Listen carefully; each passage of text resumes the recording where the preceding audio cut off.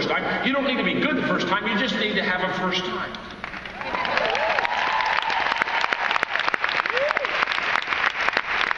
And once you have a first time, you know what you need after a first time? A second time. And after the second time, you need a third time. And after the third time, you need a fourth time. And the fourth time, you need a fifth time. And the fifth time, you need a sixth and seventh and eighth and ninth and 10th and 11th and 12th and 13th, 14th, 15th, 16th, 17th, 18th, 19th, 20th. Hundreds. Listen. You're not good the first time. It's not your goal to be good first time. It's just do it the first time. Do it the first time. And you learn and you get a little better. And you get a little better. And you get a little... You see, the law of consistency says you will not be good at anything unless you have been consistent over a long time. You just won't be. So relax. The next time you worry about doing something good for the first time, just start laughing at yourself. Because everybody else is. You're not supposed to be good the first time. You're just supposed to start. I tell people all the time, just get started. I love people that come to me and say, okay, John, I know you've written over 70 books, and I want to be a writer. I want to write. And could you just tell me, what's the secret of writing? Okay? Well, this is a toughie. You want to write a book? Yes. Okay. What you do is you get a pen, a piece of paper, and you start writing. Have you written any words down yet? Oh, no, not yet. But I want to write a book. I want to write a book. Yeah, I do. I want to write a book. But you haven't written anything down. You're on drugs. You see, you've got to start writing. And by the way, when you start writing, it won't be any good. So don't wait to write before you get good. I love to say, well, when I really get a good story, I'll start writing. You're not that good. It took me 1 year to write my first book, and it's only 100 pages. 100 pages. A whole year. Do you want to figure that out? That's 1 page every 3.5 days. Do you want me to break that down for you more? I'm talking about 1 page every 3.5 days. It's about 40 words a day. It's about a word every 30 minutes.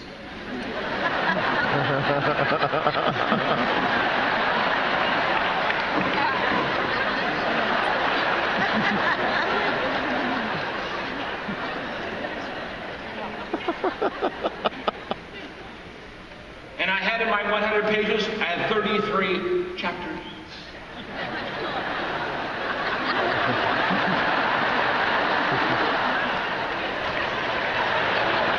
Yeah, you heard right. Because you're looking there and saying, did he say 33 chapters? 100 pages, that's 3 pages per chapter. First book. Had a lady come up, it's still in print. Shows you how desperate people are. Still, I had a lady come up to me the other day and said, this is your first book, would you cite? I said, well, yeah. I started to apologize. I'm sorry, John Maxwell.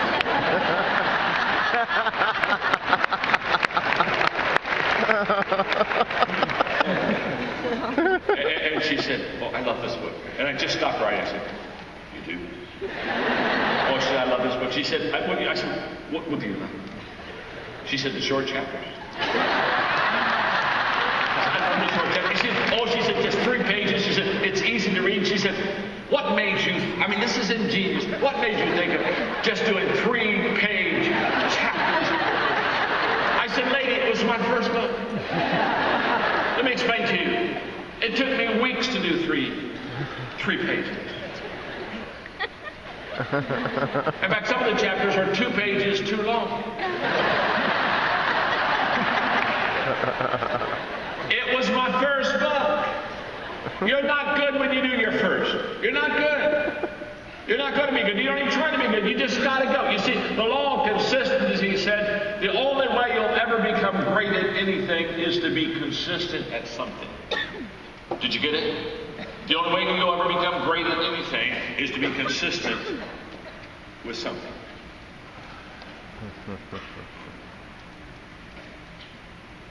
And the problem with too many people when they get into business like this is they just absolutely think they can get good too quick, and they don't have a sense of realism to it. Now, is it a great business? Yes. Can you go diamond? Yes. But it takes consistency, it takes effort, it takes energy. All right, let me teach you the rule of 5. You're so good. Woo! I don't teach this to everybody. I don't like to, you don't waste your teaching on some people. Because you can't fix Just look at them and say, God, take them now.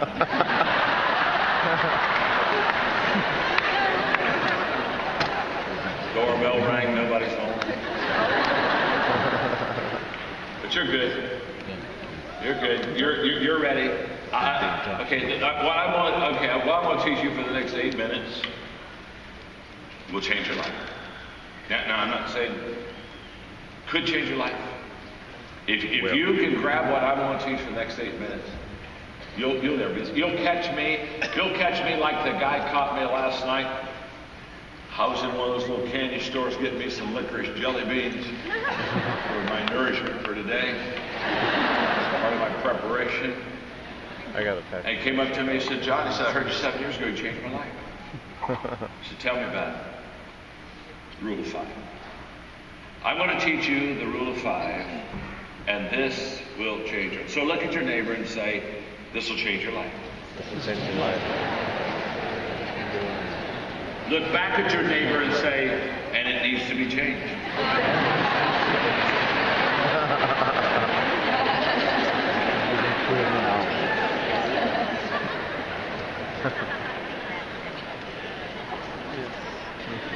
You ready? Here's the rule of 5. Here's rule of 5. If you have a tree in your backyard that you want to cut down and you have an axe, if you pick up the axe and you go to that tree and you swing 5 times,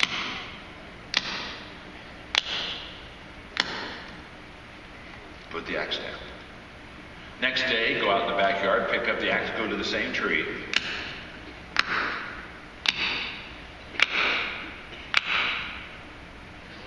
Put the axe down. The next day, you go out in your backyard, you pick up the axe, you go to the same tree.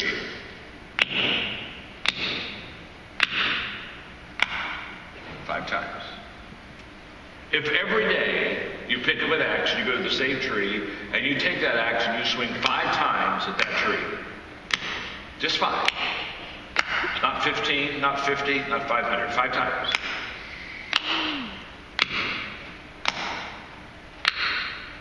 Let me ask you a question. What is eventually going to happen to that tree? That tree will fall down. Absolutely. Case dismissed. We don't need to talk nor debate or question about the tree falling. It will fall. And what's interesting is we only swung at that tree 5 times. But we every day went to that tree and we 5 times with that axe, we hit that tree. Now, if the tree is big, it may not fall for a couple of years. If the tree is small, maybe a couple of months. You see, the size of the tree will determine the time it falls. But it doesn't matter what size the tree is. It will fall if you every day swing 5 times, take an axe, and hit that tree.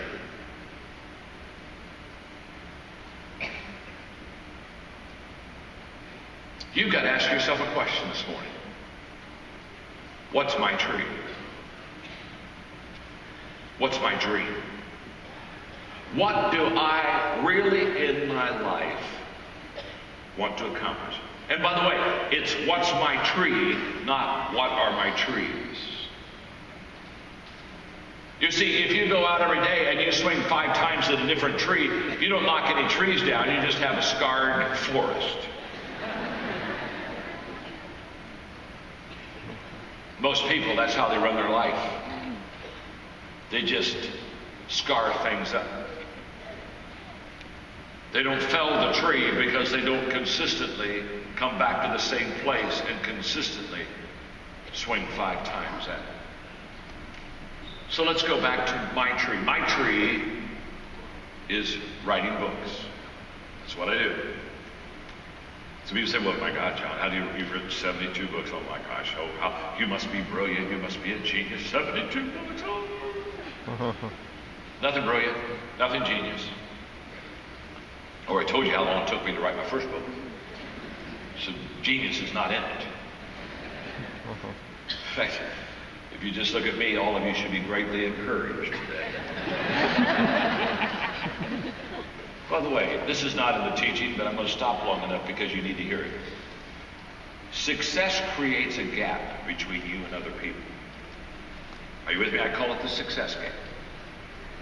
People look at people that are highly successful and they see the money they make and the places they go and the friends they have and the things they do, and then they say, oh my God, oh my God, oh my God, they're a star, they're a star. And when you're successful, you've got a choice to make. You can either keep that gap really big and be the star.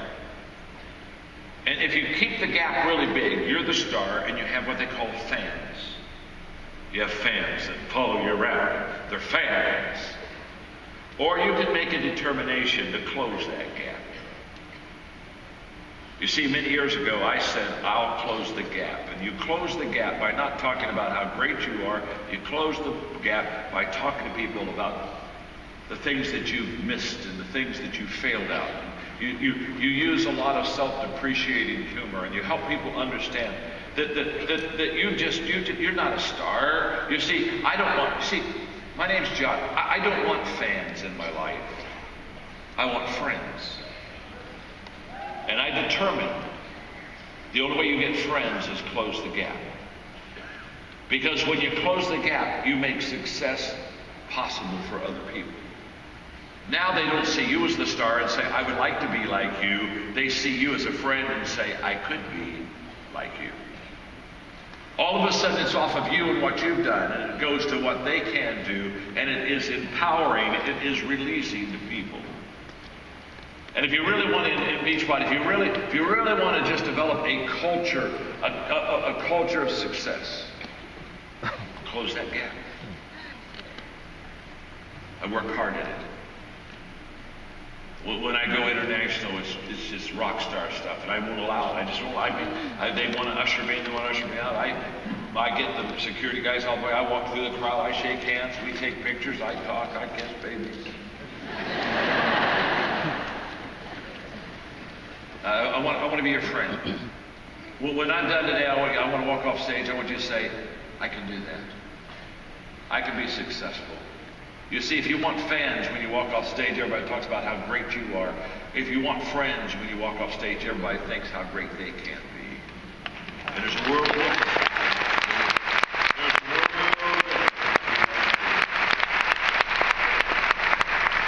Now let's go back to the rule of 5 in writing. People ask me all the time, say, how do you write your books? Well, it's very simple. One word at a time.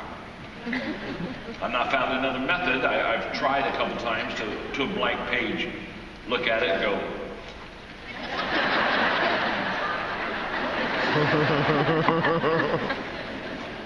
Be filled. Never worked for me. I've got a 4-color pen and a legal pad. And I write one word at a time. So they say, well, how come you've written so many books? Well, number one is the secret is get old. But I have a rule of 5 for writing. You see, my tree is writing books. And every day I read, every day I think, every day I file, every day I ask questions, every day I write. Every day I read, every day I think, every day I file, every day I ask questions, every day I write. Every day I read, every day I think, every day I file, every day I ask questions, every day I write. Every day I read, every day I think, every day I file, every day I ask questions, every day I write. Every day I read, every day I think, every day I file, every day I ask questions. Every day I write, every day I read, every day I think, every day I file, every day I ask questions, every day I write. And you look at me and say, John, what do you mean by every day?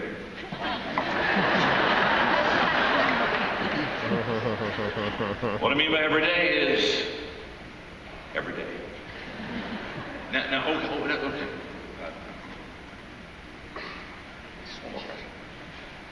When you say every day, you mean every day? Can I tell you something? Every Christmas. Guess what I do every Christmas? Every Christmas I read, think, file, ask questions, right? Guess what I do on my birthday? Every birthday I read, think, ask questions, write, file. Guess what I do on my anniversary? None of your business.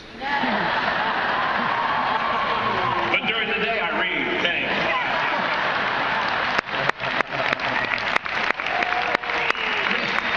Every day, you see, the key is every day. Can I tell you something?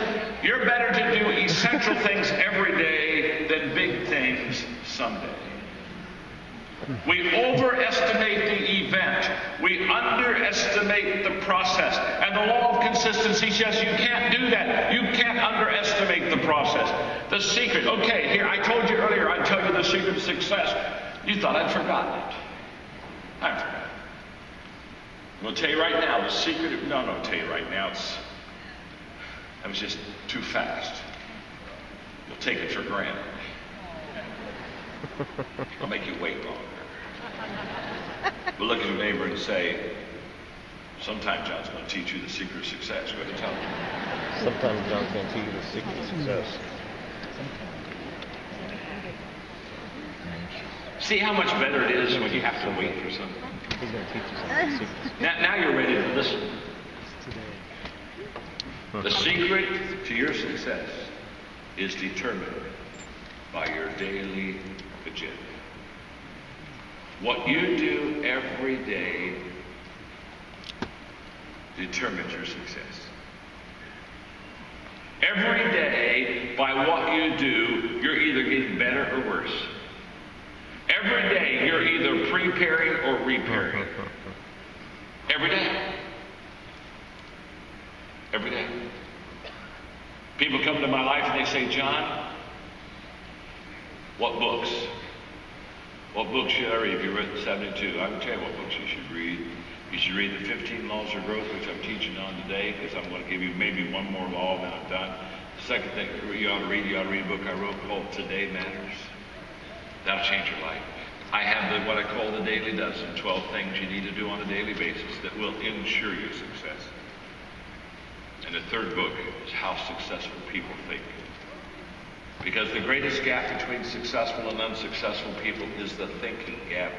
Successful people think entirely differently than unsuccessful people. By the way, for some good stuff that's just absolutely free, you can follow me on Twitter. Be like 800,000 other people. And the reason that 800,000 people follow me is every day I put quotes. I put success quotes for you every day in there. On Friday I blog a new lesson every week on success. It's free. You can go on the web and get Minute with Maxwell every morning, 60 seconds, where I take a word and I talk to you about how that makes you a better leader. That thing's gone fire all over the world. They're all free. So just go to johnmaxwell.com. You'll get anything. It's all free. It's all free for you. That stuff is. Books aren't. By the way, when I wrote my book, Everyone Communicates, Few Connect, I blogged it. I blogged a chapter a week. We had 100,000 people make comments. And we took some of their comments. They really were good. I'd say, help me. I'd give them the chapter, and then I'd say, make it better. And they'd give me ideas. We average changing 6 to 7 things per chapter. And I'd say, just give me your name, And I'd put their little thought in there, and I'd give them credit. I said, I'll give you credit. I won't give you royalties, but I'll give you credit. And then, when the book came out, they were surprised. I took their pictures, and I put it all over the book. So when they got the book, they said, here I am. Here.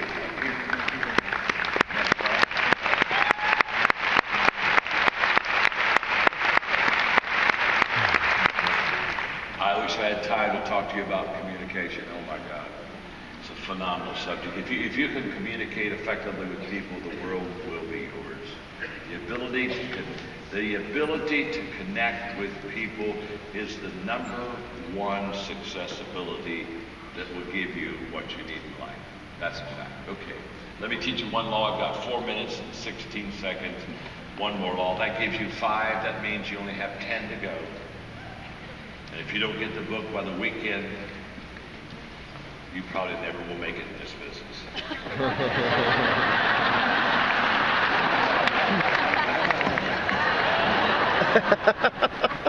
Law number 5 is the law of environment.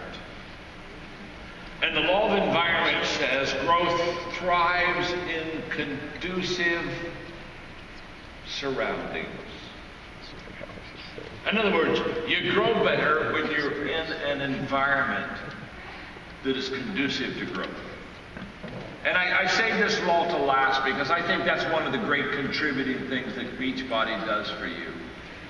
I think one of the great things that this organization does for you is it gives you a growth environment. It puts you in an environment that is conducive to grow and develop yourself. I mean, you're very fortunate because when I was your age, I wasn't in a growth environment that was conducive. In fact, I was in an organization that wasn't any good. Their idea of progress was moving backwards slowly. Okay? I was in trouble. And so as a 26-year-old kid, I wrote down what I'm going to give to you as I wrap this up today. I wrote down because I needed to put myself in a growth environment, and I wasn't in one. And so I began to ask myself, what does it look like to have a growth environment that is conducive to help me to develop myself? And here's what I wrote. My growth environment is a place, number 1, where others are ahead of me. In other words, somebody's faster, somebody's smarter, somebody's more successful, somebody's more experienced. Other people are ahead of me. I want to be in a growth environment where I'm not number 1. In fact, let me just say this to you. When you're at the head of the class, you're in the wrong class. You need to go get into another class where you're not the head of the class, where somebody is smarter, where somebody is better, where somebody is quicker, where somebody does have more knowledge, where somebody has had more success. You always got to be around people that'll stretch you and challenge you and bring the best out of you. A growth environment, number 2, is a place where I'm continually challenged. In other words, where I wake up every day and I have to climb a mountain. I'm not coasting. I'm not just riding the wave. If I make it today, it's because I got to climb a mountain. I got to do something big. A growth environment, number 3, is a place where the focus is forward. It points to tomorrow as a better day than today. A growth environment, number 4, is a place where the atmosphere is affirming, where people around me, they encourage me. Encouragement is so huge for your own development and growth. And that's one of the great things about Beachbody. It's an encouraging environment. My father's amazing. He's still alive. He's 92. Phenomenal. Great health. Still works. It's amazing. In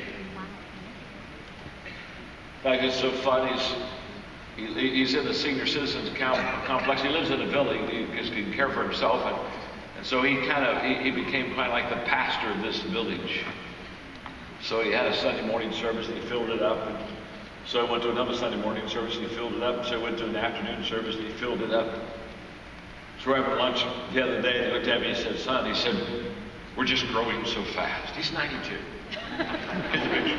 He said, "I'm looking into satellite right now. I'm thinking about satellite." He's 92. He's 92.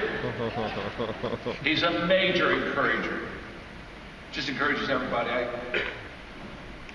One time I was talking, I said, "Dad," I said, how do you know a person needs encouragement?" He said, "If they're breathing." If they're breathing, they need encouragement. A growth environment is a place, number 5, where you're out of your comfort zone. Not out of your gift zone. Never leave your gift zone. Folks, listen to me. Once you find your gift, never leave it. Never leave it. So you never leave your gift zone, but you want to be out of your comfort zone. You want to be over your head. And when you're over your head, it doesn't matter how deep the water is. You're over your head. You want to be out of your comfort zone. Number 6, a growth environment is a place where you wake up excited. You love what you do.